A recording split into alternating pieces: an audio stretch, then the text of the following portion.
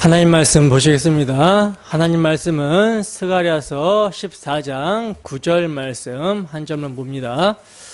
하나님 말씀은 스가랴서 14장 9절 말씀입니다.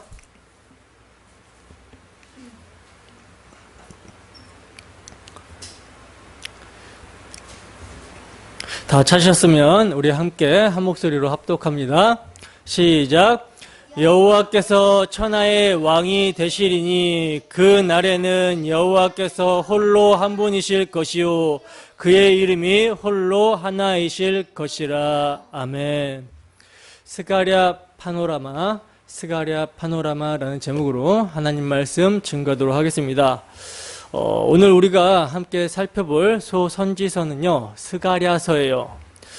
스가랴서의 전체적인 내용을 오늘 우리는 함께 살펴볼 텐데, 한 주 동안 여러분들이 스가랴서를 읽으시면서 아마 다른 소선지서들을 읽으셨을 때에 비해서는 스가랴서가 조금 덜 생소했을 거예요. 물론 내용은 복잡하고 좀 어려울 수가 있지만 제가 그동안 설교를 하면서 선지서 중에서도 이제 스가랴 선지서를 이제 가장 많이 인용을 했기 때문에 여러분들이 스가랴서를 읽으시면서 부분 이거 좀 본 적이 있는 말씀인데 하면서 이렇게 읽으셨을 거라고 생각이 듭니다. 그래서 다른 소선지서보다는 조금 익숙하셨죠, 그죠? 제가 계시록을 이제 설교할 때 많이 인용을 했었는데 여러분, 제가 설교 중에 다른 소선지서보다 스가랴서를 많이 인용해서 설교한 것은요, 스가랴서가요, 이사야서 다음으로 메시아 예언을 많이 증거하고 있는 선지서이기 때문이에요. 근데 이사야서는 66장이나 되는 반면에 스가랴서는 총 14장밖에 되지 않습니다. 근데 이처럼 작은 분량 속에요, 그리스도의 초림부터 재림에 이르기까지의 모든 증거가 농축이 되어 있다는 거예요. 그러니까 스가랴서는요, 메시아 예언의 정수라고 할 수 있는 성경이라는 거죠. 그래서 사실 이제 설교를 준비하면서 스가랴서가 학개서만큼만 짧았으면 그냥 진짜 한 장 한 장 자세히 다루어 설교를 하고 싶더라고요. 그러니까 그만큼 복음의 영광스러움이 농축되어 있는 책이 스가랴서입니다. 그래서 제가 정말 이 영광스러움, 복음의 이 영광스러움을 잘 드러내고 증거했으면 좋겠는데 지혜와 계시의 영이신 성령께서 이 시간 충만함으로 함께 해주시기를 소원합니다. 그래서 교통하심 가운데 스가랴서에 증거되는 복음의 영광스러움을 우리가 함께 깨닫고 함께 누리는 시간이 되기를 주님 이름으로 축원합니다. 우선 스가랴서의 저자부터 볼게요. 스가랴서 1장 1절 함께 찾아서 읽습니다. 스가랴서 1장 1절입니다. 함께 읽습니다. 시작. 다리오 왕 제2년 8째 달에 여호와의 말씀이 이도의 손자 베레가의 아들 선지자 스가랴에게 임하니라 이르시되. 아멘. 자, 보시면 스가랴서의 저자 역시도요, 다른 선지자와 마찬가지로 책 서두에 저자가 누군지를 밝히고 있죠. 여호와의 말씀이 이도의 손자 베레가의 아들 선지자 스가랴에게 임하니라 이렇게 하면서 스가랴서의 저자를 스가랴 선지자라고 말씀을 하고 있어요. 그리고 우리는 여기서 이제 스가랴 선지자가 언제 활동했는지 배경 또한 볼 수가 있는데, 여호와의 말씀이 스가랴 선지자에게 임한 시기를 언제로 갑니까? 다리오 왕 2년 8째 달이라고 말씀을 하고 있죠. 여러분, 이때는요, 학개 선지자가 부름을 받은 지 2달 후예요. 학개서 1장 1절을 보시면 다리오 왕 2년 6월 곧 그 달 초하루에 여호와의 말씀이 선지자 학개에게 임했다라고 이렇게 말씀을 하고 있거든요. 그러니까 스가랴 선지자는요, 학개 선지자보다 2달 정도 뒤에 부르심을 받고 세움을 받은 선지자라는 것입니다. 그리고 이때의 배경은 우리가 이제 지난주 학개서에서 살펴본 것과 같이 바벨론의 포로에서 70년 만에 예루살렘으로 돌아온 남은 자들이요, 돌아와서 가장 먼저 한 일이 뭐였습니까? 번제단을 만들고 번제를 드린 후에 그 터, 솔로몬이 건축했던 그 터, 다윗이 정한 그 터, 모세가 율법에서 말한 그 터, 아브라함이 이삭을 번제로 드렸던 그 터, 그 터에다가 성전을 재건하기 시작한 일이에요. 그죠? 근데 그 성전을 짓는 일을요, 누가 방해를 합니까? 아수르의 이주 정책으로 피가 섞이고 혼합 종교가 되어버린 사마리아 사람들이 방해를 하죠. 처음에는 이들이 돌아온 남은 자들에게 우리 함께 성전을 재건하자 이렇게 요청을 했어요. 그런데 남은 자들이 그 요청을 거절합니다. 그러자 어떻게 돌변해요? 이들이 원수, 대적자로 돌변을 해서 성전 재건을 아주 극심하게 방해를 하죠. 그래서 이 일로 말미암아 성전 지대만 놓고, 그러니까 성전 기초만 놓고는 다리우 왕 때까지 성전 재건이 중단이 되었어요. 그리고 더 나아가서 이들은요, 이런 난간의 부닥침으로 성전 재건이 중단이 되자 여호와의 성전을 건축할 시기가 아직 이르지 아니했다라고 하면서 구실과 변명을 늘어놓습니다. 그리고서는 자기 집을 짓는 데는 열심을 내고 있었다는 거예요. 그러니까 이렇게 다리우 왕 때까지 14년의 세월이 흐르는 동안 포로에서 귀환한 남은 자들은요, 그들이 돌아와서 최우선적으로 폐허가 된 그 터 위에 단을 쌓고 번제를 드리던 열정은 서서히 식어져 가고 이제는 아주 망각한 상태로 깊은 잠을 자고 있는 상황이라는 거예요. 이게 시대적 상황입니다. 바로 이러한 자들을 깨우기 위해서 누가? 스가랴 선지자는 부름을 받은 거라는 거예요.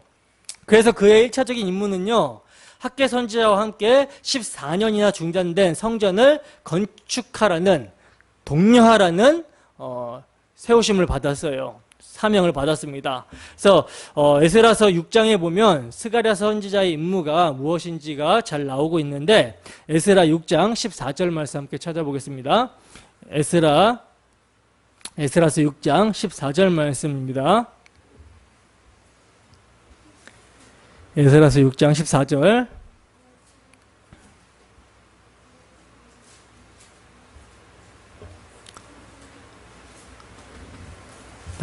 다 찾으셨으면 함께 한 목소리로 읽습니다. 시작.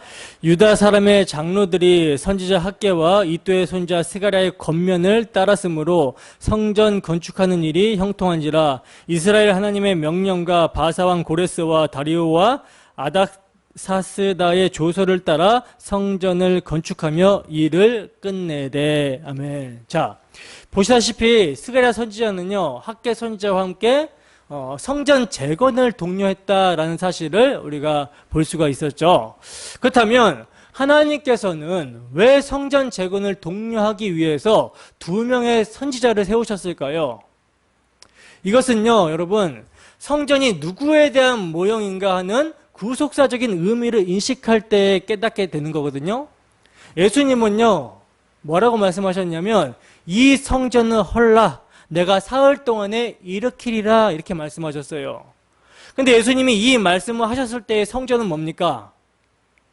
눈에 보이는 건물 성전을 말씀하고 있는 것이 아니라 성전된 자기 육체를 가리켜서 말씀하신 것이었다라고 성경은 증거하고 있죠.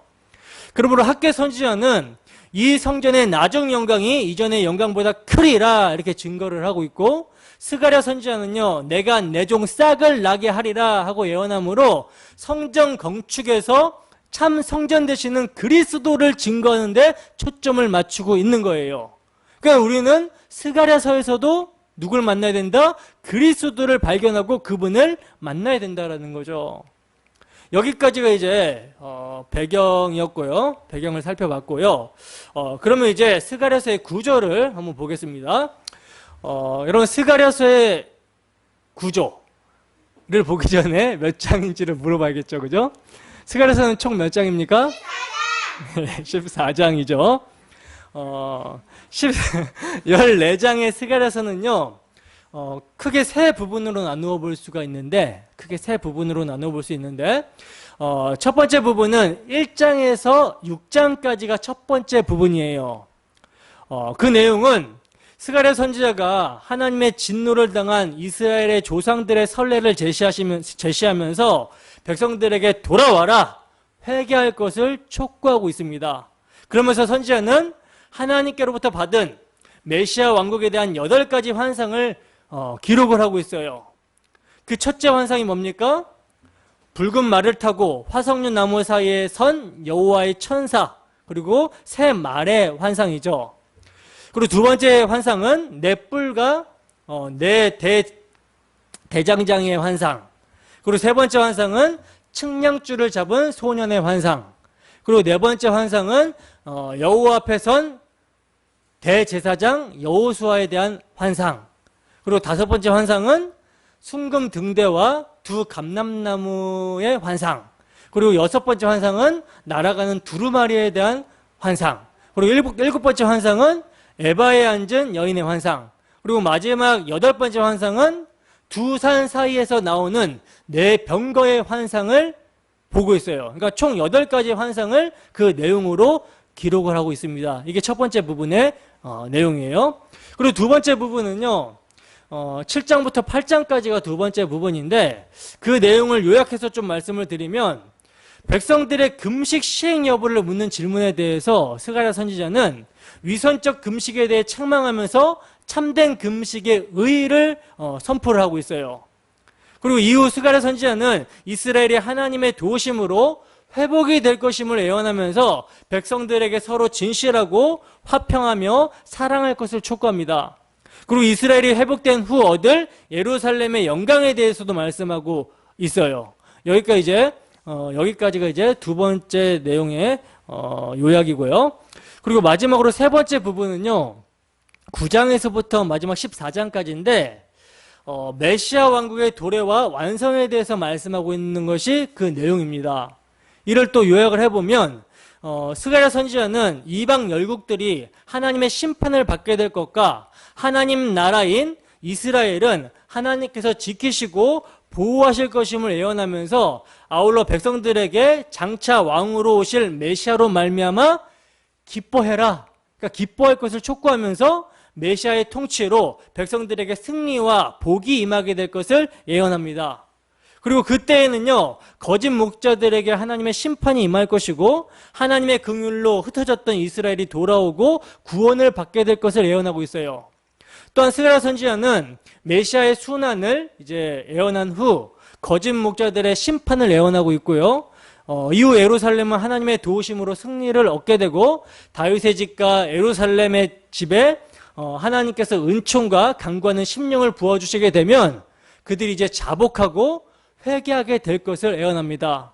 그리고 그때에 이스라엘 백성들이 강구하는 심령, 은총이 부어지게 되어서 자복하고 회개할 그때에 백성들은 죄를 씻을 샘이 열려서 정결하게 될 것이며 불시험의 연단을 받아 성결하게 될 것임을 예언을 하고 있어요.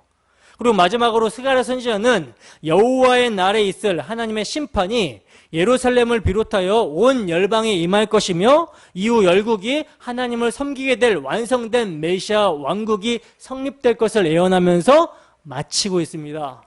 이게 이제 전체적인 구조와 요약적인 내용이에요. 자, 그러면 이제 전체적인 내용을 구속사적인 관점에서 살펴보도록 하겠습니다. 자, 1장 1절에서 3절 말씀입니다.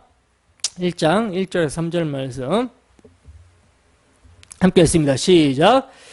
다리오 왕 제2년 8째 달에 여호와의 말씀이 이도의 손자 베레가의 아들 선지자 스가랴에게 임하니라. 이르시되 여호와가 너희의 조상들에게 심히 진노하였느니라. 그러므로 너는 그들에게 말하기를 만군의 여호와께서 이처럼 이르시되 너희는 내게로 돌아오라. 만군의 여호와의 말이니라. 그리하면 내가 너희에게로 돌아가리라. 만군의 여호와의 말이니라. 아멘. 자, 보시면 여호와의 말씀이 스가랴 선지자에게 임했다라고 말씀을 하고 있어요. 그리고 그 임한 말씀의 첫 마디가 뭡니까? 여호와께서 너희의 조상들에게 심히 진노하였느니라 하고 말씀합니다.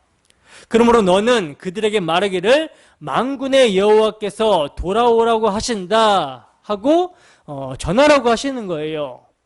보시면 여기서 3번이나 만군의 여호와 이렇게 만군의 여호와 이렇게 이름을 말하고 있거든요. 세 번이나 동일한 호칭으로 반복을 한다는 것은 뭡니까? 강력한 권면을 지금 말씀하고 있는 것이죠. 자, 그러면 왜 만군의 여호와라는 말을 세 번이나 강조를 하고 있는가?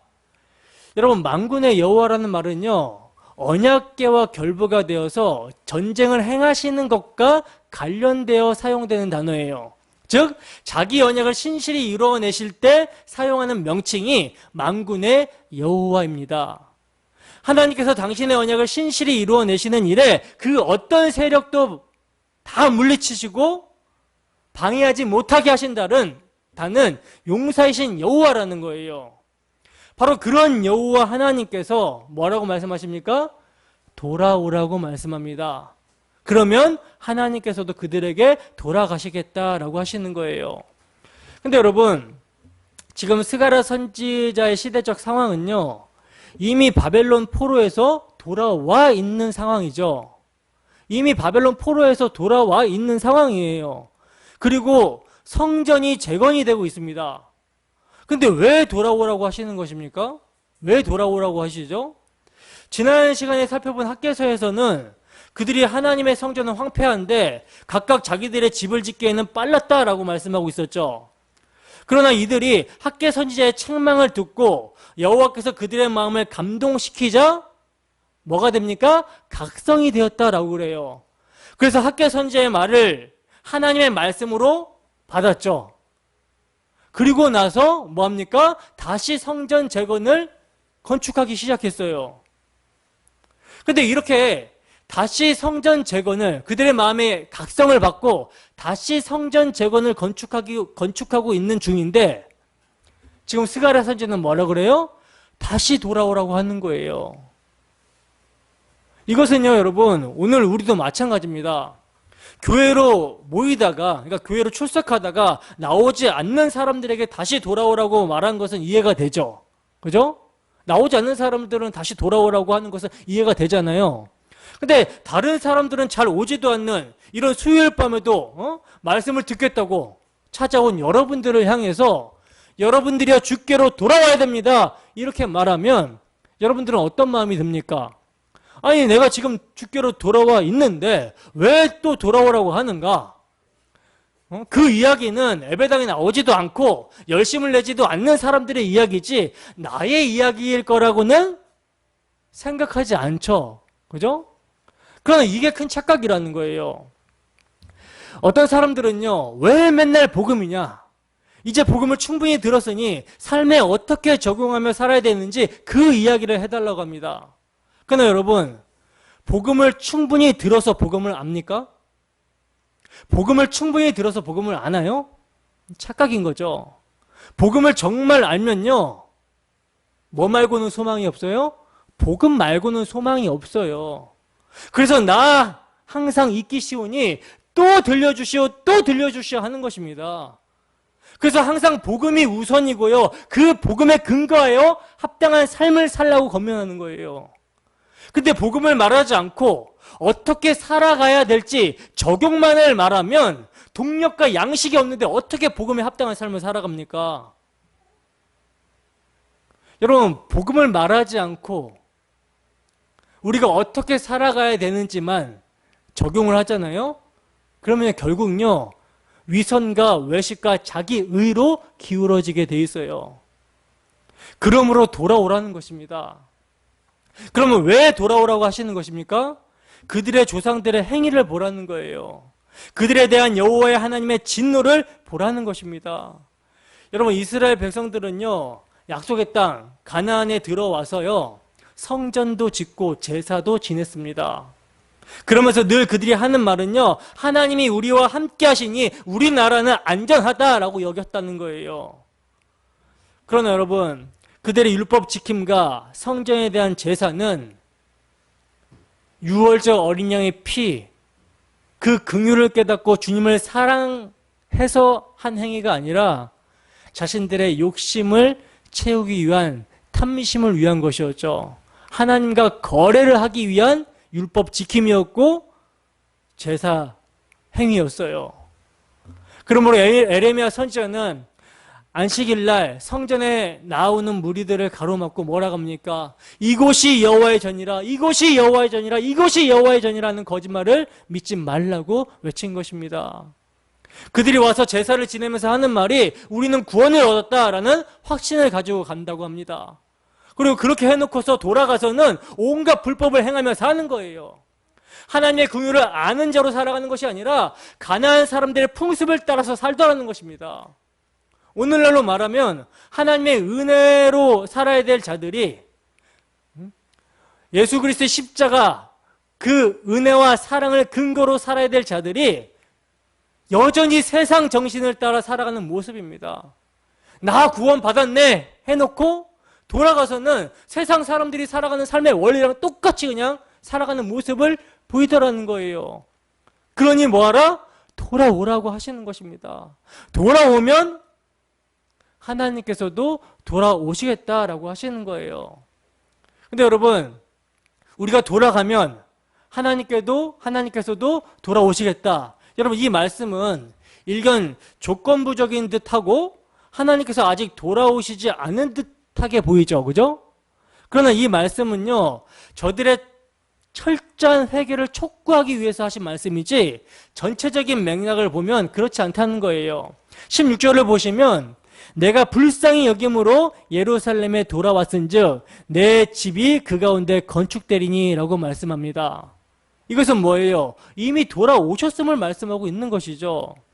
여러분, 하나님은요, 자기 백성들이 먼저 돌아와야지만 돌아오시는 분이 아니라는 거예요. 우리가 경건치 않았을 때, 우리가 아직 죄인 되었을 때, 곧 우리가 원수 되었을 때 그 아들의 죽으심을 말미암아 하나님으로 더불어 화목하게 해주신 선수적인 사랑을 베푸신 분이 우리 하나님이십니다. 에스겔서도 보면요, 사로잡혀간 백성들을 돌아오게 하실 것을 말씀하시면서 뭐라고 말씀하시냐면 내가 이렇게 행함은 너희를 위함이 아니다 그래요. 너희가 들어간 그 여러 나라에서 더럽힌 나의 거룩한 이름을 위함이라고 말씀합니다. 너희 행위를 인하여 부끄러워하고 한탄할지니라 말씀하고 있다는 거예요. 즉 저들에게 그럴 만한 자격과 공로가 있어서가 아니라 저들이 돌아와서 뭘 했기 때문에 하나님께서 돌아가시는 것이 아니라 하나님의 거룩하신 이름과 명예를 위해서라고 말씀하고 있습니다. 그렇다면 여러분, 무엇이 돌아와야 하는 것입니까? 무엇이 돌아와야 되는 것이죠? 지금 하나님께서는 돌아오라고 외치고 계시는데 무엇이 돌아와야 돼요? 마음이죠. 마음이 돌아와야 되죠. 여러분, 하나님은요, 조상들의 범죄로 말미암아 솔로몬의 성전을 버리셨습니다. 솔로몬의 성전을 던져버리셨어요. 바벨론에게 짓밟히게 하셨어요. 이것은 성전 건축보다 우선하는 것이 있다라는 것을 말씀하고 있는 것이죠. 그것이 무엇인가? 바로 너희 조상들을 본받지 말라 하신 회개입니다. 그러니까 물리적인 성전보다 마음의 성전이 더욱 중요함을 말씀하고 있는 거예요. 여러분, 죄가 무엇입니까? 죄란 여호와 하나님을 떠난 것이 죄입니다. 구원이란 뭐예요? 여호와 하나님께로 돌아오는 것이 구원이에요. 여러분, 이스라엘은요, 범죄하여 바벨론의 포로로 끌려갔다가 잡혀갔다가 70년 만에 돌아왔습니다. 그러나 몸은 돌아왔지만 뭐가? 마음이 돌아오지 않았다는 거예요. 이 말씀에 비춰보면 여러분, 우리가 몸은 예배당에 나와 있지만 정말 우리 마음이 주님께 돌아왔는지 확인해 봐야 되는 것이죠. 이건요, 매일매일 확인해 봐야 되는 거예요. 여러분, 돌아오라는 말씀을요, 포로에서 귀환한 후에 세움을 받은 학개 선지자, 스가랴 선지자, 말라기 선지자, 이 세 명의 선지자가 공통적으로 촉구하고 있는 것을 보게 됩니다. 포로에서 돌아오는 것도 중요하고 성전을 건축하는 것도 중요한데, 그러나 더욱 중요한 것은요, 마음이 하나님께로 돌아와야 된다는 거예요. 그렇다면 여러분, 어떻게 하는 것이 하나님께로 돌아가는 것일까요? 어떻게 하는 것이 하나님께로 마음을 돌이키는 것일까? 그것은 메시아 언약 안으로 돌아오라는 것입니다. 메시아 언약으로 돌아가라는 거예요. 성경은 말씀합니다. 그리스도께서 단번에 죄를 위하여 죽으사 의인으로서 불의한 자를 대신하셨으니 이는 우리를 하나님 앞으로 인도하려 하심이라. 하나님 앞으로 인도하시기 위해서 그리스도께서 단번에 죄를 위하여 죽으신 거예요. 의인으로서 불의한 죄를 대신하신 것입니다. 여러분, 하나님께 돌아오면요, 메시아 언약 안에서만 가능하다라는 거예요. 그래서 바울 사도도 뭐라고 합니까? 자기가 자기 지혜로 전도할 때 설득하려고 하지 않았다는 거예요. 그럼 뭘 전했나? 십자가의 도, 예수 그리스도와 그가 십자가에 못 박힌 것 외에는 아무것도 알지 않기로 작정했다라고 그래요. 왜냐하면 십자가의 도, 하나님께서 죄인을 돌아오게 하실 수단이 이 십자가의 도이기 때문입니다. 이것 말고는 없어요. 그래서 저도 주구장창 이 십자가의 도만 외치는 것입니다. 여러분들의 믿음이 사람의 지혜에 있지 아니하고 다만 하나님의 능력에 있게 하려고 십자가의 도만 외치는 거예요. 여러분, 하나님께 돌아오면요, 우리의 마음이 어긋난 땅길로 가다가도 돌아오게 되는 것은요, 메시아 언약 안에서만 가능합니다. 애굽 천지를 죽음의 천사가 심판할 때 유월절 어린 양의 피가 뿌려진 대문 안에만 안전하고 구원이 있었어요. 때문에 아침까지 한 사람도 자기 집문 밖에 나가지 말라고 말씀하셨습니다. 주님 오실 때까지, 우리가 우리의 생을 마칠 때까지 메시아 언약, 예수 그리스도의 십자가 복음 안에 거하여야 되는 거예요. 바로 이 메시아 언약 안으로 돌아오라고 하시는 것입니다. 근데 저들의 조상들은 어땠어요? 메시아 언약을 버리고 십자가 복음을 버리고 밖으로 뛰쳐나갔다가 우상 숭배를 하다가 심판을 당한 것입니다. 그러므로 그 조상들을 뭐 하지 말라? 본받지 말라고 하시는 거예요. 그러나 여러분, 문제의 심각성은요, 이들이 70년이라는 징벌을 당하고 포로에서 돌아온 후에도 또다시 하나님으로부터 마음이 멀어져 가고 있다는 사실이죠. 여러분, 우리가 복음을 듣지만, 우리가 모일 때마다 복음을 듣지 않습니까? 근데 우리의 삶에서는 어때요? 복음을 들은 말씀을 망각해져 가죠. 희미해져 갈 때가 많죠. 그러므로 여러분, 죄는요, 스스로 마음을 돌이켜 하나님께 돌아갈 수 없다는 것입니다. 그렇다면 누가 마음을 돌이켜 주셔야 되는 것인가? 내가 하리니 하신 하나님이 마음을 돌이켜 주셔야 되는 거예요. 그래서 성령을 우리에게 보내주셨기 때문에 성령이 그 메시아 언약을 망각하고 그 메시아 언약이 희미해지면 탄식하시는 것입니다. 그러므로 스가랴서는요, 물리적인 성전 건축보다는 참 성전이신 그리스도를 증거하는데 역점을 두고 있는 것을 보게 됩니다. 왜냐하면 하나님이 거하실 성전이란 금이나 은으로 지은 성전이 아니라 구속함을 얻은 자기 백성 가운데 거하시는 것이기 때문이고, 이 일을 그리스도께서 이루시기 때문이라는 거예요. 스가랴서 1장 7절입니다. 스가랴서 1장 7절 함께 했습니다. 시작.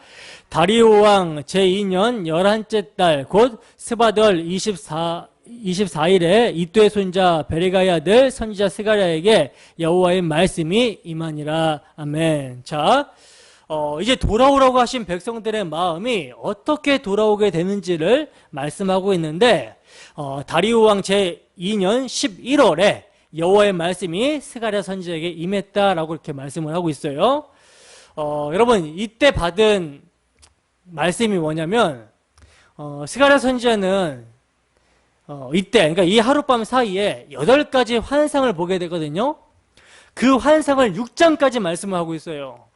그래서 보시면 1장부터 17절까지가 첫 번째 환상인데, 한 사람이 붉은 말을 타고 골짜기 속 화석류 나무 사이에 섰고 그 뒤로 붉은 말과 자줏빛 말과 백마가 있는 것을 선지자는 보게 됩니다. 그리고 이제 선지자는 이것을 보고 나서 내 주여 이들이 무엇입니까? 하면서 질문을 하죠. 묻죠. 이에 대해서 스가랴 선지자에게 말하는 천사가 이들이 무엇인지 내가 보여주겠다라고 하면서 대답하기를 뭐라고 대답하냐면, 이들은 여호와께서 땅에 두루다니라고 보낸 자라고 말씀합니다. 그리고 그 말탄 자들이 스가랴 선지자가 말한 천사, 즉 여호와의 사자에게 보고를 하는데, 여호와의 천사에게 보고를 하는데, 우리가 땅을 두루다녀 보니 온 땅이 평안하고 조용하다라는 거예요. 여러분, 여호와의 천사에게 여호와께서 땅에 두루다니라고 보낸 다른 말탄자들이 보고를 하고 있는데, 근데 여러분, 이들을 왜 말탄자라고 말씀하고 있냐면, 그 시대에 가장 빠른 기동력이 말이기 때문에 말탄자라고 이야기를 하고 있는 거예요. 표현을 하고 있는 거예요. 그리고 말은 전쟁을 하는데 없어서는 안 될 중요한 무기가 됩니다. 그러니까 결국 온 세상을 여호와께서 보내신 주의 사자들이 두루 다 살피고 계신다라는 거예요. 온 세상을. 근데 온 세상을 그렇게 두루 살펴보고 보고를 하는데, 여호와의 천사에게 보고를 하는데, 그 내용이 뭡니까? 평안하고 조용하다라는 거죠. 여러분, 이 스가랴 선지자의 계시는요, 스가랴 선지자가 본 환상은 학개 선지자가 성전 재건을 시작한 5개월 후에 받은 환상의 말씀이거든요. 근데 온 세상이 조용하대요. 온 세상이 조용하고 평안하다라는 것은 뭔가 문제가 있는 것이죠. 학개서 2장 6절에서 7절 말씀입니다. 학개서 2장 6절에서 7절 말씀, 바로 뒤에 넘기면 학개서예요. 함께 했습니다. 시작. 만군의 여호와가 이같이 말하노라. 조금 있으면 내가 하늘과 땅과 바다와 육지를 진동시킬 것이요, 또한 모든 나라를 진동시킬 것이며 모든 나라의 보배가 이르리니 내가 이 성전의 영광이 충만하게 하리라. 만군의 여호와의 말이니라. 아멘. 여러분, 스가랴 선지자가 계시를 받은 때는요, 학개 선지자가 성전 재건을 독려하고 성전 재건이 다 완성이 되어가는 시점이에요. 근데 성전 재건이 다 되어져 가는데 여호와께서 말씀하신 것처럼 하늘과 땅이 진동하면서 모든 나라의 보배가 예루살렘으로 올 징조가 없는 것입니다. 여전히 세상은 강대국이 지배하고 다스리고 있는 모습으로 보이는 거예요. 여러분, 오늘 우리가 이 세상을 볼 때 그렇지 않습니까? 하나님께서 천지를 창조하셨고 또 전능하신 능력으로 온 우주 만물을 붙들고 다스리고 계시며 인생의 생사화복을 주장하신다라고 믿고 있고, 우리는 그렇게 믿고 있죠. 믿고 있고 그 하나님을 세상을 공의로 심판하신다라고 하셨는데, 어떻게 된 것인지 세상은 여전히 변함이 없이 든든히 서 있어요. 그렇게 보이지 않습니까? 무너질 조짐이 보이지 않죠. 그래서 12절을 보시면 천사들의 보고를 받고서 골짜기의 화석류 나무 사이에 서신 분이, 여호와의 천사가 만군의 여호와께 말씀합니다. 언제까지 예루살렘과 유다 성읍들을 긍휼히 여기지 않으시겠습니까? 노하신 지가 70년이 되었다라고 말씀을 하고 있어요. 여기서 여러분, 화석류 나무 사이에 선 여호와의 천사, 이 여호와의 천사가 누군가 하는 것이 분명히 드러나고 있죠. 그는요, 하나님과 백성 사이를 중보하는 중보자로 등장을 하고 있어요. 그리고 성경은 하나님은 한 분이시요, 또 하나님과 사람 사이의 중보도 한 분이시니 곧 사람이신 그리스도 예수라 하고 말씀합니다. 그러니까 여호와의 천사는요, 구약에서 활동한 그리스도라는 거예요. 그래서 이제 여호와께서 내게 말하는 천사에게 선한 말씀, 위로하는 말씀으로 대답하시더라 하고 말씀하고 있는데, 여러분, 성경은 말씀합니다. 너희의 하나님이 이르시되 너희는 위로하라. 내 백성을 위로하라. 너희는 예루살렘의 마음에 닿도록 말하며 그것에게 외치라. 그 노역의 때가 끝났고 그 제약이 사함을 받았느니라. 여호와의 말씀이니라. 너희를 향한 나의 생각은 내가 안하니 평안이요 재앙이 아니니라. 너희에게 미래와 희망을 주는 것이니라. 아멘. 여러분, 이것이 우리를 징계하시는 하나님 아버지의 마음입니다. 너희를 향한 나의 생각을 아신대요. 내가 안대요. 평안이라고 말씀합니다. 재앙이 아니라고 그래요. 미래에 희망을 주는 것이래요. 이게 여러분 아버지의 마음입니다. 그러므로 선한 말씀, 위로하는 말씀으로 대답하시는데, 예루살렘을 위하여 시온을 향하여 크게 질투하신다라고 말씀하십니다. 여러분, 질투란 뭡니까? 사랑의 다른 모습이죠. 질투란 사랑의 다른 모습이에요. 하나님께서 자기 백성에 대해서 조금 진노하셨는데 여러 나라들은요 힘을 내어 고난을 더하였던 것입니다. 그러니까 하나님께서 아수르나 바벨론을 하나님의 채찍과 몽둥이로, 당신의 백성들을 징계하는 하나님의 채찍과 몽둥이로 사용하셨는데 그들이 교만하여져서 자기들이 잘나서 이스라엘을 공격하고 예루살렘을 공격하고 있는 것처럼 포악을 행하고 있더라는 거예요. 과하게. 하나님께서는 조금 진노하셨는데 이들이 과하게 포악을 행하고 있더라는 것입니다. 그래서 어떻게 하신대요? 그 몽둥이를 심판하시겠다고 하시는 거예요. 여러분, 오늘 저와 여러분들은 이 세상을 어떻게 보십니까? 어떤 나라가 부럽습니까? 그러나 이 온 세상의 나라들은요 다 불살라질 나라들이라는 거예요. 없어질 나라들이라는 것입니다. 그런데도 다들 천년만년 유지될 나라처럼 안일하게 살고 있죠.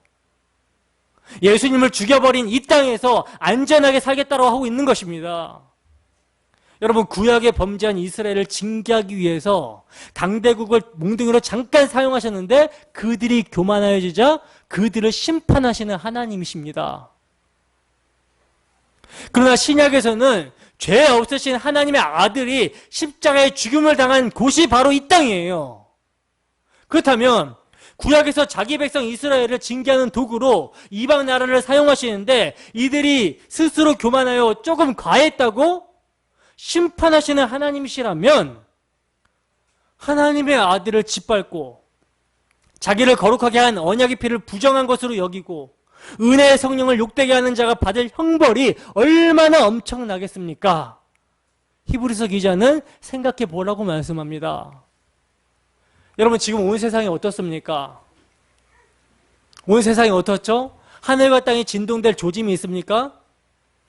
폭풍 전야처럼 조용할 뿐이에요. 조용합니다. 여러분, 예수님이 십자가에서 승리하셨고 주와 그리스도가 되셨죠. 예수님이 십자가로 승리하셨고 주와 그리스도가 되셨습니다. 그러므로 하나님께서는 만물을 그에게 복종하게 하셨다는 거예요. 근데 그에게 복종하게 하셨기 때문에 복종하지 않는 것이 하나도 없어야 되는데 지금 우리는 만물이 아직 그에게 복종하고 있는 것을 보지 못하고 있죠. 그러나 여러분, 믿음의 눈으로 우리가 십자가를 보게 되면요, 십자가로 이기신 주님 앞에 모든 만물이 복종하고 있는 모습으로 보여야 돼요.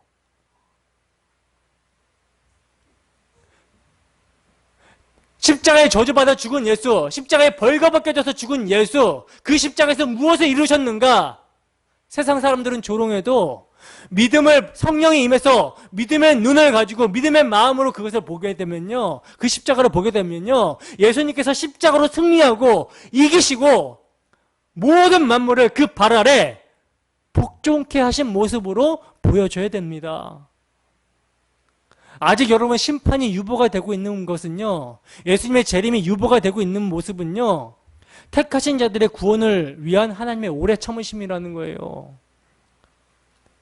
그러므로 내가 불쌍히 여김으로 예루살렘에 돌아왔은즉 이라고 말씀하시는 것입니다. 여러분, 분명 하나님께서 돌아오라고 하셨잖아요. 그죠?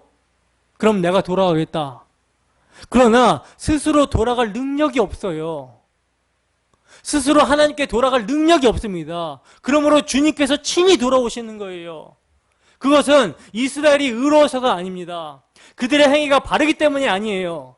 하나님의 자기 언약을 위하여 긍휼과 사랑을 베푸시는 거예요. 그래서 돌아오시는 것입니다. 그러므로 내가 돌아왔기 때문에 이제 내 집이 그 가운데 건축이 되고 나의 성읍들이 넘치도록 다시 풍부할 것이라고 말씀하고 계시는 거예요. 다시 시온을 위로하시고 예루살렘을 택하시겠다고 하시는 것입니다. 여러분, 우리는 학개서에서 이 때를 언제라고 보았죠? 바로 예수 그리스도를 통하여 자기 백성을 위로하시는 때로 보았죠. 모든 나라에서 주의 십자가를 바라보고 나올 때입니다. 이게 그리스도로 말미암아 하나님께서 자기 백성에게로 돌아왔기 때문에 가능한 거라는 거예요. 원수된 우리를 하나님 편에서 화목제물을 마련하셔서 오신 것입니다. 우리가 돌아간 게 아니라는 거예요. 우리가 먼저 살아난 게 아니라는 것입니다. 그 은혜의 풍성함을 드러내시고자 이방인인 우리에게 하나님 편에서 화목 제물을 들고 화목 제물을 마련하셔서 오셨다라는 거예요. 그러므로 여러분, 눈에 보이는 세상에서 안정되게 사는 것을 목표로 삼지 마시기 바랍니다. 주님께서 당신의 아들의 피로 우리를 찾아오심을 가장 큰 기쁨과 감사와 기적으로 여기고 살아야 되는 거예요. 자, 그러면 이제 두 번째 환상을 봅시다. 두 번째 환상은 18절에서 21절까지인데, 이제 스가랴 선지자가 눈을 들어서 보니까 뭐가 보여요? 넷뿔이 보이더라는 거예요. 그래서 이 넷뿔에 대해서 스가랴 선지자가 자기에게 말하는 천사에게 물어보니까 그 넷뿔은 유다와 이스라엘과 예루살렘을 흩뜨린 뿔이라고 말씀합니다. 여러분, 성경에서 뿔이란 힘과 권세 그리고 교만을 상징하는 거거든요. 그리고 이때 또 보이신 것은 대장장이 4명을 보이셨어요. 대장장이란 장인을 말하는 것인데, 그러니까 망치나 다른 도구를 들고서 물건을 부수기도 하고 만들기도 하는 그런 사람을 가리켜 대장장이라 그러죠. 이 대장장이가 무슨 일을 하게 되냐면 유다 땅을 흩트린 여러 나라의 뿔들을 부시고 떨어뜨리려고 한다라고 말씀합니다. 그러니까 하나님의 택한 백성을 흩트린 자들을 하나님께서 대장장이를 사용하셔서 부셔버리겠다라는 거예요. 그러니까 여러분, 이것은요, 아브라함을 축복하면서 하나님께서 아브라함을 축복하는 사람에게 복을 주시고 아브라함을 저주하는 자에게 저주하겠다라고 말씀하셨잖아요. 이 언약의 원칙대로 행하신다라는 거예요.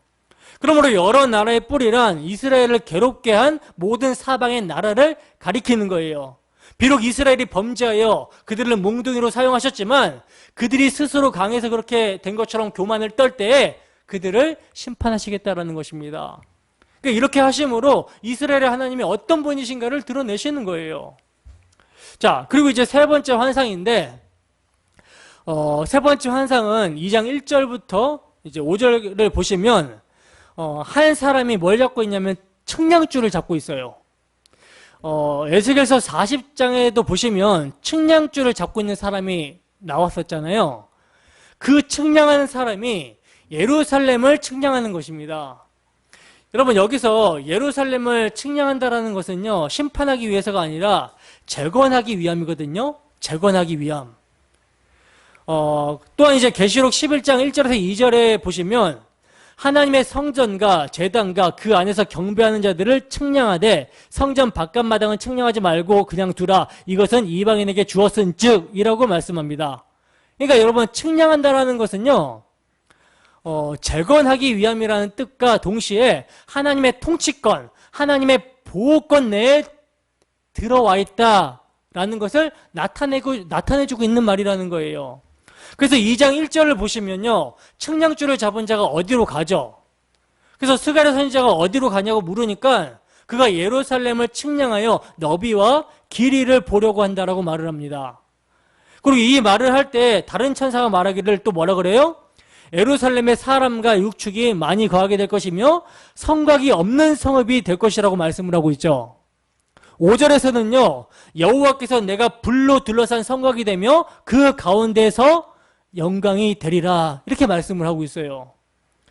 여러분, 이스라엘 백성들이 출애굽할 때 하나님께서는요, 그들을 구름 기둥과 불 기둥으로 보호하시고 인도하셨습니다.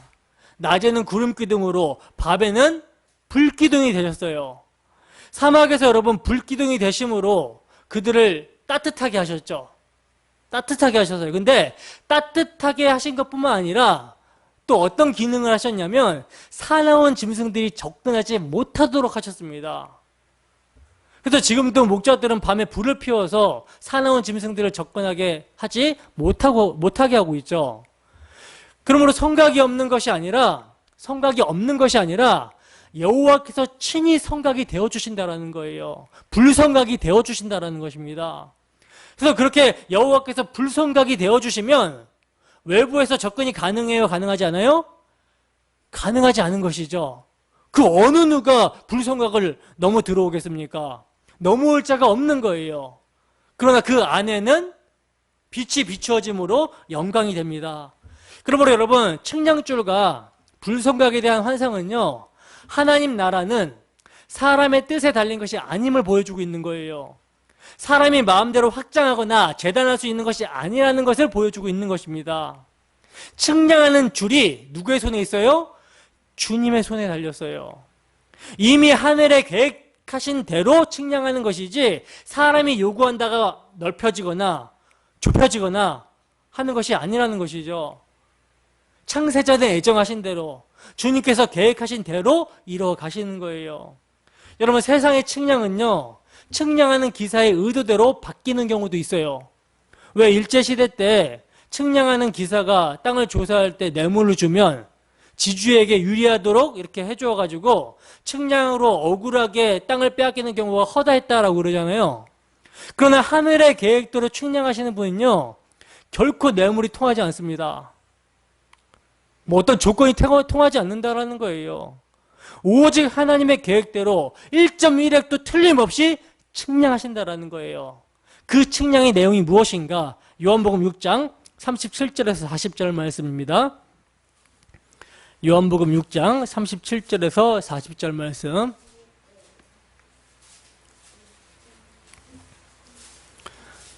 그래서 40절 말씀 7절에서 40절 함께 했습니다. 시작. 아버지께서 내게 주시는 자는 다 내게로 올 것이요 내게로 오는 자는 내가 결코 내쫓지 아니하리라. 내가 하늘에서 내려온 것은 내 뜻을 행하려 함이 아니요 나를 보내신 이의 뜻을 행하려 함이니라. 나를 보내신 이의 뜻은 내게 주신 자 중에 내가 하나도 잃어버리지 아니하고 마지막 날에 다시 살리는 이것이니라. 내 아버지의 뜻은 아들을 보고 믿는 자마다 영생을 얻는 이것이니 마지막 날에 내가 이를 다시 살리리라 하시니라. 아멘. 여러분, 이것이 무슨 측량입니까? 단지 길이와 넓이만 측량하는 것이 아니죠. 말씀드렸다시피 요한계시록 11장 1절에 보시면 지팡이 같은 갈대를 주시면서 하나님의 성전과 제단과 그 안에 경배하는 자들을 측량하는 모습이 나와요. 경배하는 사람을 측량하라고 합니다. 경배하는 사람을. 여러분, 경배하는 사람을 어떻게 측량할까요? 뭐 키를 재라는 말이에요? 그 말이 아니죠. 그죠? 그 사람의 숫자를 헤아리라는 거예요. 그래서 새 번역에는요, 성전 안에서 예배하는 자들을 헤아리라고 이렇게 번역을 하고 있어요. 숫자를 세라는 것이죠. 그러면 이렇게 측량된 자, 창세전에 그리스도 안에서 예정된 자, 이들을 어떻게 보호한다라고 하시는 것인가? 불성각으로 보호하신다라고 하시는 것입니다. 불성각으로. 여호와께서 친히 불성각이 되어주신다라는 거예요. 그게 신약에서, 로마서에서는 이렇게 말씀하고 있죠. 로마서 8장 30절입니다. 제가 읽어드릴게요. 또 미리 정하신 그들을 또한 부르시고 부르신 그들을 또한 의롭다 하시고 의롭다 하신 그들을 또한 영화롭게 하셨느니라. 여러분, 이들을 얼마나 완벽하게 보호하시는지 이어서 나오는 말씀을 보면요, 이 세상의 그 어떤 세력이라도 예수 그리스도 안에 있는 하나님의 사랑에서 끊을 수가 없다라고 말씀합니다. 환난이나 기근이나 적신이나 위험이나 칼이라 하늘의 어떤 세력들이라도 우리 주 예수 그리스도 안에 있는 하나님의 사랑에서 우리를 끊을 수가 없다라고 말씀을 하고 있어요. 즉, 측량하고 불성각으로 보호하시는 것은 창세 전에 예수 그리스도 안에 예정된 자를 헤아려 내셔서 완벽하게 보호하신다라는 의미의 계시예요. 그리고 이렇게 하시는 이유는 하나님의 자기 언약을 신실하게 이루어내심을 통하여 하나님께서 영광을 받으시겠다라고 하시는 것입니다. 그 영광의 자리에 보호자에 계신 이와 어린 양이 찬송과 존귀와 영광을 받는 거예요. 바로 이러한 약속들이 예수 그리스도로 말미암아 다 이루어졌고 그 십자가에서 다 이루어졌고 이제 장차 나타날 영광이란 예수님의 십자가에서 이루신 그 일을 확증하는 영광, 즉 그리스도의 이러한 공로가 만천하에 드러나는 일, 주의 재림만 남은 거예요. 주의 재림만. 여러분, 하늘의 생명책에 이름이 기록된 자만 측량하시고 그들을 보호하시는데 여호와께서 불성각이 되신다라고 말씀합니다. 그러므로 이런 성소란 지상의 장소나 건물이 아니라는 거예요. 요한계시록 21장 22절을 보시면 성 안에서 내가 성전을 보지 못하였으니 이는 주 하나님 곧 전능하신 이와 및 어린 양이 그 성전이심이라, 이렇게 말씀을 하고 있어요. 그러니까 주 하나님 곧 전능하신 이와 및 어린 양이 뭐가 되신다? 성전이 되신다라는 것입니다. 여러분, 역사적으로 예루살렘에요, 그러니까 건물 예루살렘에 불성각이 둘러친 적이 없었어요. 불성각이 둘러선 적이 없었습니다, 역사적으로 볼 때. 그러므로 이 말씀은 예수 그리스도로 말미암아 구원받은 자기 백성을 보호하시겠다라는 계시예요. 그러나 이 구원이란 에덴 동산에서 쫓겨난 인생들이, 죄인들이 그룹들과 두루두는 불칼을 뚫고 들어갈 수 없었듯이 새하늘과 새 땅도요, 하나님이 불성각이 되셨기 때문에 그 어느 누구도 들어갈 수가 없는 거예요. 그러면 누구만 들어가는가? 누구만 들어가는 것이 가능한가? 오직 어린 양의 생명책에 기록된 자들만이 들어가게 되는 것입니다. 그러면 그들은 어떻게 들어가게 되는가? 그들을 위해 하나님의 공의의 불칼을, 율법의 저주를 그리스도가 대신 받으셨기 때문에 들어갈 수 있게 되는 거예요. 그래서 요한계시록에 보면요, 일찍 죽임을 당한 어린 양의 피에 그 옷을 씻어 희게 된 자들이 들어가게 된다라고 말씀합니다. 그러므로 여러분, 예수 그리스도의 보혈만이 구원의 능력임을 믿는 사람들이 뭐예요? 측량된 자들이고요, 하나님의 불성각으로 보호받는 자들이라는 거예요. 여러분들은 이러한 보호를 받고 계십니까? 자, 이제 네 번째 환상과 다섯 번째 환상을 보겠습니다. 이 환상은 하나님께서 돌아오심으로 성전 삼고 보호하실, 즉 창세전에 예정하신 자들의 마음을 하나님께 돌이키게 하기 위한 메시아 사역을 보여주고 있는 거거든요. 그래서 이 사역은 제사장적인 구속 사역과 왕적인 건세로 이루어지고 있어요. 그래서 3장에서는 그리스도의 대제사장적인 사역이 나오고 있고 4장에서는 왕적인 사역이 계시가 되고 있는 것입니다. 그래서 3장 1절을 보시면 대제사장 여호수아는 여호와의 천사 앞에 섰고 사탄은 그의 오른쪽에 서서 그를 대적하는 것을 여호와께서 스가랴 선지자에게 보여주고 있어요. 자, 그렇다면 왜 사탄은 여러분 대적하고 있는 것입니까? 왜 사탄이 대적을 하고 있는 것이죠?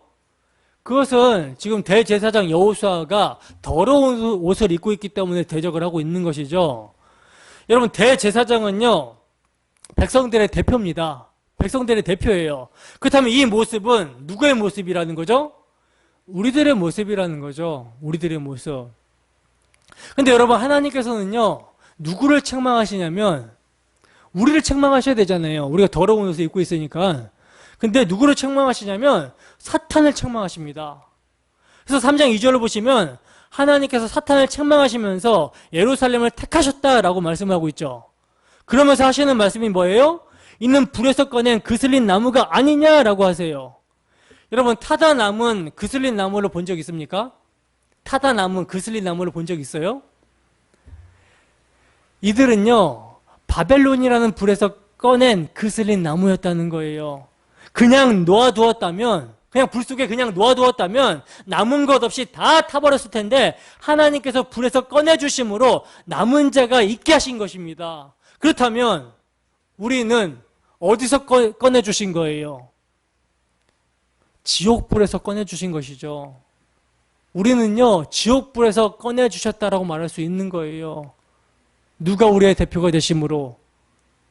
우리의 대제사장이 되시는 예수 그리스도가 죄인이 되심으로, 우리의 대표가 되심으로, 저주를 받으심으로 말미암아 우리를 영원히 꺼지지 않는 그 지옥불에서 건져내 주신 것입니다.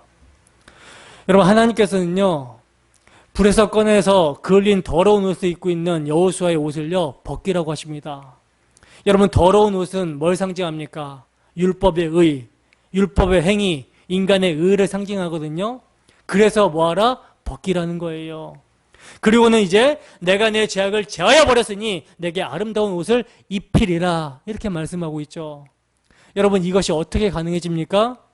내가 하리라 하신 하나님께서 내 종 싹을 나게 하심으로 이 땅의 죄악을 하루에 제거하리라 하심으로 가능해지는 거예요. 다른 말로 하면 오직 예수 그리스도의 구속으로 말미암아 가능해지는 것입니다. 여러분 하나님께로 돌아갈 수 있는 방도는요 율법의 행위로는 불가능하고 오직 하나님께서 마련해 주신 아름다운 옷, 즉 예수 그리스도의 피로 말미암아 의롭다고 여겨주심을 힘입을 때 들어갈 수 있어요. 돌아갈 수 있어요. 가능하다는 말씀이에요.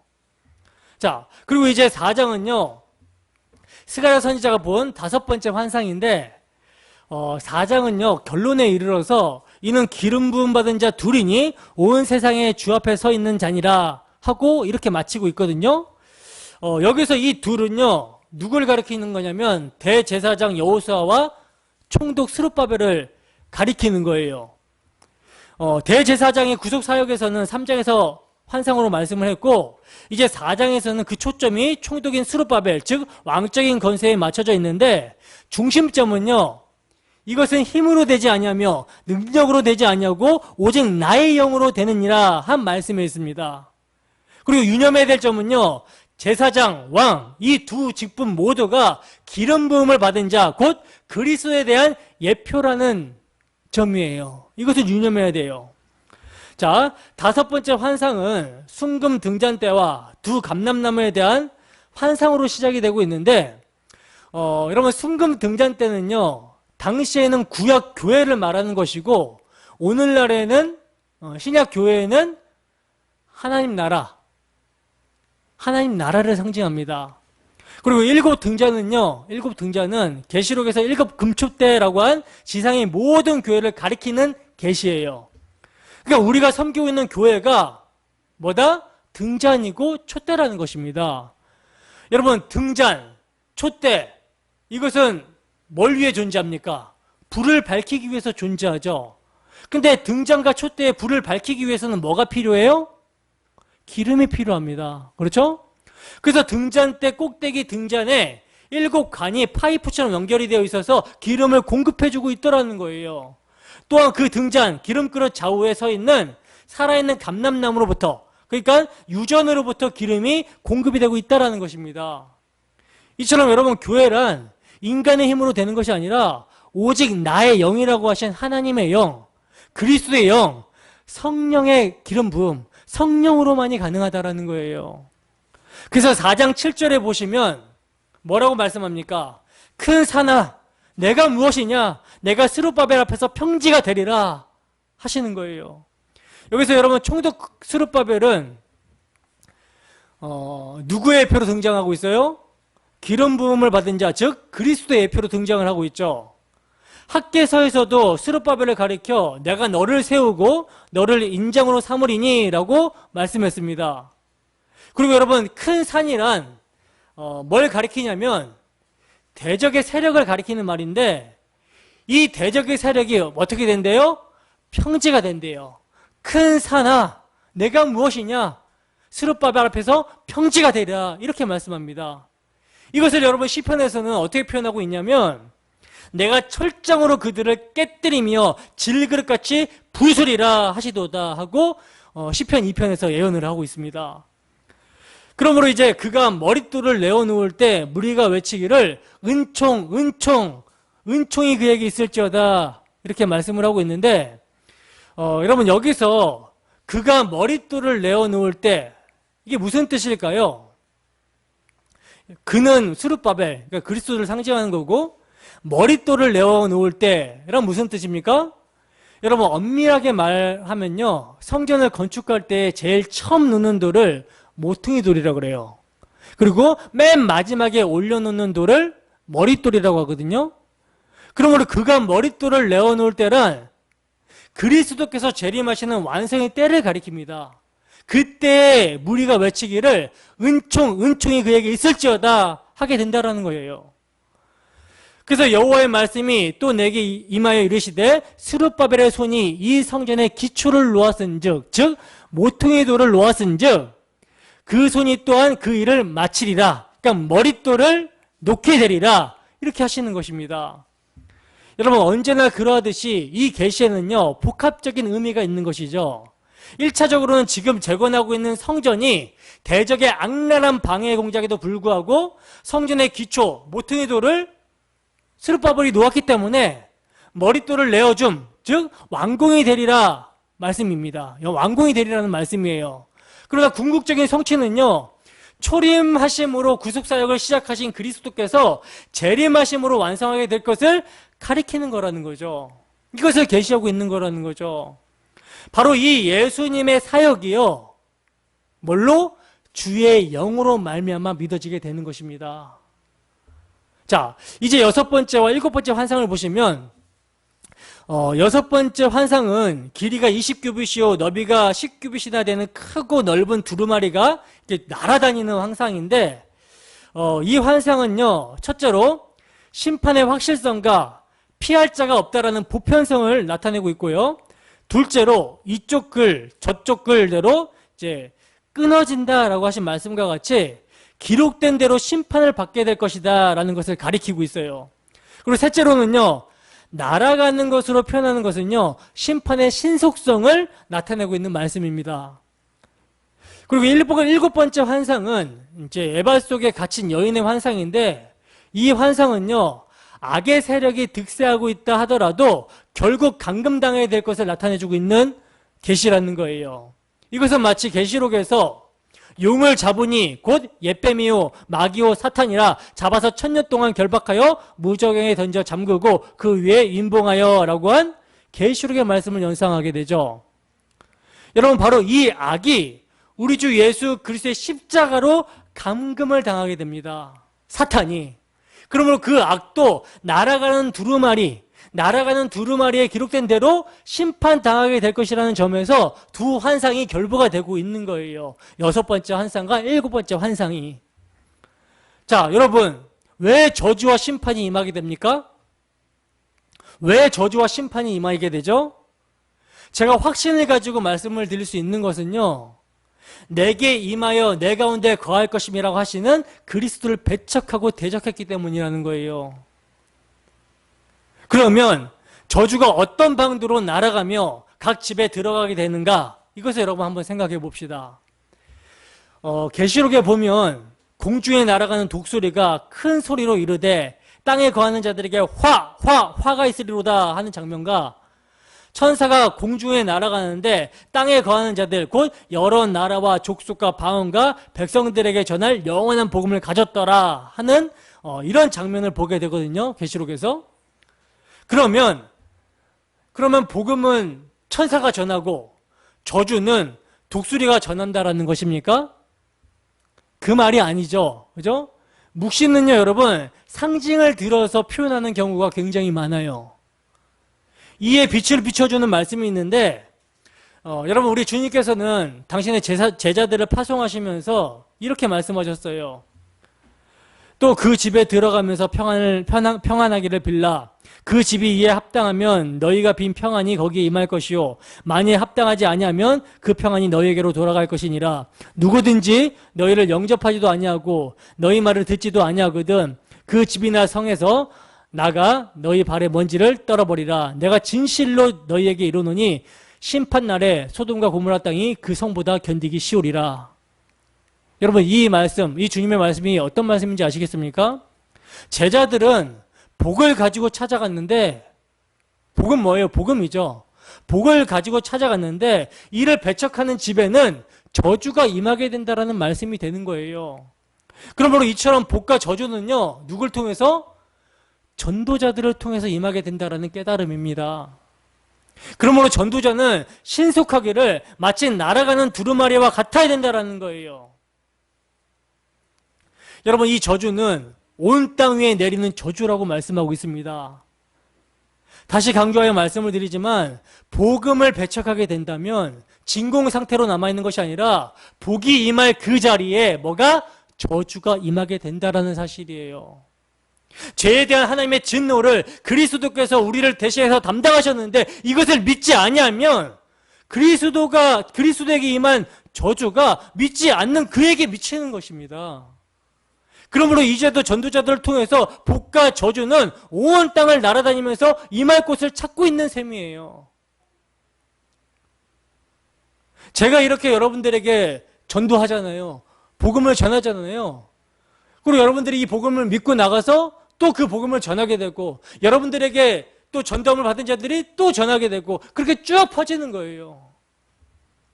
자, 그리고 이제 마지막 환상은 내 병거의 환상과 대제사장 여호수아에게 면류관을 씌우리라 라는 내용인데, 스가랴 선지자는 내 병거를 봅니다. 내 병거의 환상을 봐요. 그 병거가 어디서 나오냐면 두 산 사이에서 나오는 걸 보게 됩니다. 그 산이 뭐라고 표현되어 있냐면 구리로 되었다라고 말씀하고 있는데, 노스로 되어 있는 산을 말하는 거예요. 노스로. 여러분, 노시란 성경에서 주로 심판의 이미지로 사용이 되고 있거든요. 그러므로 노산이라는 것은요, 심판의 산을 말하는 거예요. 이를 이제 스가랴서 14장 4절에 보시면 감난산에서 심판을 하시는 것으로 말씀하고 있는데, 그러니까 하나님의 심판이 집행되는 산이요, 이름이 시온이며 감난산입니다. 그런데 여러분, 시온산은 구원을 의미하기도 하죠. 그러므로 그 산에서 여러분, 하나님의 심판을 집행할 뿐만 아니라 그 심판 가운데서도 자기 백성을 구원하여 내시는 일을 내 병거가 하고 있다는 거예요. 그리고 심판과 구원이 병거의 말의 색깔로도 나타나고 있는데, 여러분, 요한계시록에서도 말들이 나타나는데 그 말들의 색깔로 심판의 성격을 말씀해주고 있었죠. 그래서 이제 이러한 환상을 스가랴 선지자가 보면서 이 환상이 어떤 의미인지, 무엇인지를 이제 천사에게 묻습니다. 그래서 천사가 대답하기를 뭐라고 대답하냐면, 이것은 이제 하늘의 내 바람이라고 그래요. 하늘의 내 바람. 근데 여러분, 하늘의 내 바람이라는 말은요, 단지 자연의 바람을 말하는 것이 아니죠. 그냥 이렇게 우리가 흔히 느낄 수 있는 자연에서 부는 그런 바람을 말하는 것이 아니에요. 이 단어를 번역하면요, 바람, 숨, 생명력, 영, 정석, 의지력 등으로 사용이 되고 있습니다. 그리고 자연의 바람을 말한다고 해도 공기 자체를 말하는 것이 아니라 떠도는 바람을 의미하는 거예요. 여러분, 창세기에서 하나님의 영, 이거 바람으로 표현하고 있거든요. 하나님의 영, 바람이 물 위를 운행을 하고 있죠. 물 위를 운행을 하고 있어요. 하나님의 영이, 바람이. 그리고 이 바람이요, 출애굽기에서는요, 홍수를 말립니다. 홍수를 말려요. 이 바람이 홍해를 가르고 이 바람이 메추라기를 몰아오는 것입니다. 반면에 여호와의 도구가 되어 퍼붓는 소나기와 우박도 몰고 와요. 이 바람이. 바로 이 바람이 예언자들을 예언하기도 합니다. 그러므로 내 바람이란, 즉 여호와께서 사용하시는 강력한 권세를 말하는 거예요. 온 세상을 두루다니며 주님의 일을 하는 권세를 말하는 것이죠. 근데 이것이요, 사람들의 눈에 보이지를 않아요. 그래서 선지자들을 통하여 보여주시고 그것을 계시로 남겨놓은 것입니다. 그러면 모든 사람이 이러한 환상, 이러한 이상을 보는 것이 아니라 기록된 계시의 말씀을 통하여 자기 백성에게 알려주신다라는 것이죠. 여러분, 우리가 스가랴서를 보면서 무엇을 알 수 있습니까? 백성들의 마음을 하나님께로 돌이키게 하시기 위해서 오실 자 그리스도를 발견할 수가 있었죠. 그리스도를. 싹으로 오실 그리스도께서 자기 백성은 구원하시고, 심판 가운데 하나님의 죄에 대한 하나님의 진노로부터 구원하시고, 대적자들은 어떻게 하신대요? 심판하신다라는 거예요. 근데 그 사역의 적용을 하나님의 바람이 하는 거예요. 이런 바람이 하는 일을요, 사람들은 눈치채지 못하는 것입니다. 여러분, 오늘 저와 여러분들이 정말 내가 전적인 죄인이었음을 인정하며 구원하실 분은 오직 예수 그리스도이심을 믿게 되었다면 어떻게 이러한 일이 일어난 것입니까? 원인을 나에게서, 우리에게서 찾을 수 없다라는 거예요. 성령으로 난 자는 바람이 임의로 부는 것과 마찬가지로 내가 선택하거나 노력해서 되는 것이 아닙니다. 그러므로 하나님의 심판과 구원을 내 바람을 보내셔서 일하시는 거예요. 하나님께서 하나님의 심판과 구원을 당신의 십자가로 다 이루시고 성령을 보내시는 것입니다. 그러므로 믿는 자는 영생을 얻었고 심판에 이르지 아니하고 사망에서 생명으로 옮겼다라고 말씀합니다. 그러나 믿지 아니하는 자는 뭐예요? 이미 심판을 받았다라고 하는 거예요. 그렇다면 선지자들이 말한 그 심판이 지금 예수 그리스도 안에서 시작이 된 것이죠. 그죠? 이것은 모든 심판의 권세가 아들에게 위임이 되어 있다라는 것을 계시하고 있는 말씀이라는 거예요. 이렇게 여러분, 스가랴서의 환상은요, 하나님의 백성을 돌이키게 하실, 그리하여 성전으로 삼으실 그리스도의 복음에 대한 계시입니다. 그래서 스가랴서 2장 9절에 보시면 시온에 따라 노래하고 기뻐하라, 크게 기뻐하라 하는 거예요. 무슨 일로 말미암아 노래합니까, 여러분? 이는 내가 임하여 내 가운데 거할 것임이라. 임마누엘, 이것으로 기뻐하라는 것입니다. 보라, 내 왕이 내게 임하나니 그는 공의로우시며 구원을 베푸실 분이라 하는 거예요. 그래서 크게 기뻐하고 즐거워하라고 하는 것입니다. 이것을 9장에서도 말씀하고 있어요. 기뻐하라고. 여러분, 스가랴서에서는요, 나를 보내셨나니 만군의 여호와가 나를 내게 보내신 줄 알리라 하고 보내셔서 오시는 분을 강조하여 말씀합니다. 그분이 누구입니까? 여호와가 보내셔서 오는 분, 그분이 누굽니까? 그리스도죠. 하나님의 세상을 이처럼 사랑하사 독생자를 주셨다는 거예요.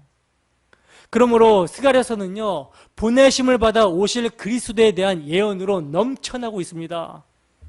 내 종 싹을 나게 하리라 라는 그리스도의 탄생의 말씀과 겸손하여 나귀를 타나니 나귀의 작은 것 곧 나귀 새끼를 타고 그리스도께서 예루살렘에 입성하실 것, 이것을 말씀하고 있고, 은 30에 팔리실 예언, 가룟 유다에게 은 30에 팔리잖아요. 그 은 30에 팔리실 예언, 칼아 깨어서 내 목자 내 짝된 자를 치라 하신 그리스도의 수난과 고난에 대한 예언, 그리하여 죄와 더러움을 씻는 샘이 열리게 되는, 즉 그리스도의 배에서 생수의 강이 흘러나오게 될 것에 대한 예언, 찌른 바 그를 바라보고 애통하게 되는 회개 역사가 나타나게 될 것이라는 예언, 나의 하나님 여호와께서 임하실 것이요 한 재림과 그러므로 여호와께서 천하의 왕이 되시리니 그 날에는 여호와께서 홀로 한 분이실 것이요 그의 이름이 홀로 하나이실 것이라 하신 그리스도의 나라의 완성에 대한 예언까지 셀 수 없는 많은 그리스도의 예언이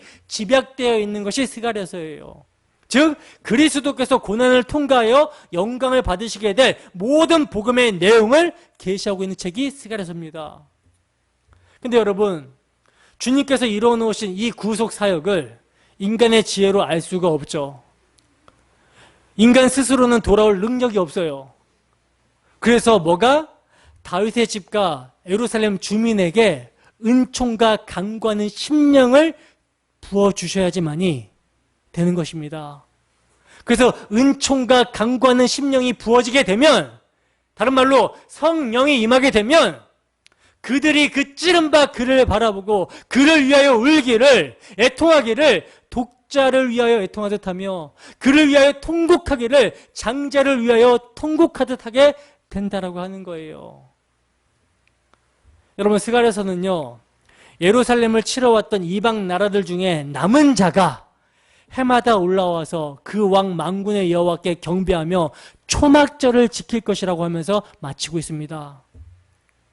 여러분, 십자가에서 다 이루었다 하신 6월절의 성취로 말미암아 오순절 날에 성령이 임하게 되었고, 성령이 임하게 됨으로 말미암아 이방인인 우리에게까지 뭐가 부어졌어요? 은총과 강구하는 심령이 주어졌습니다.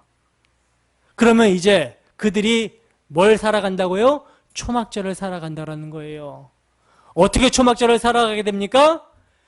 다 이루셨다 하신 십자가로 말미암아 여러분, 시간을 초월한 임의에서는요, 심판과 구원이 이미 이루어졌어요. 그러나 아직이라는 차원에서 우리는 역사를 살아갈 때 믿음으로 살아갑니다.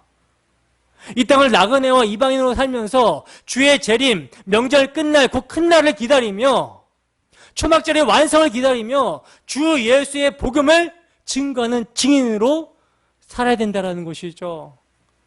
그래서 여러분, 이 소망을 가진 자마다 주의 깨끗하심 같이 그의 피로 늘 자신을 깨끗하게 하며 살아가야 된다는 거예요. 여러분, 주님 오실 날 멀지 않았습니다. 주님 오실 날 멀지 않았어요. 그 날은요, 우리의 믿음이 실제가 되는 온전한 몸의 구속이 일어나게 되는 그 날입니다. 여러분, 이 소망으로 노래하고 기뻐하시기를 소원합니다. 그리하여 끝까지 인내하며 믿음으로 살아가는 우리 모두가 되기를 주님의 이름으로 축원합니다. 기도하겠습니다. 사랑이 많으신 하나님 아버지, 부족한 사람이 입술 열어 주의 복음을 증거하였습니다.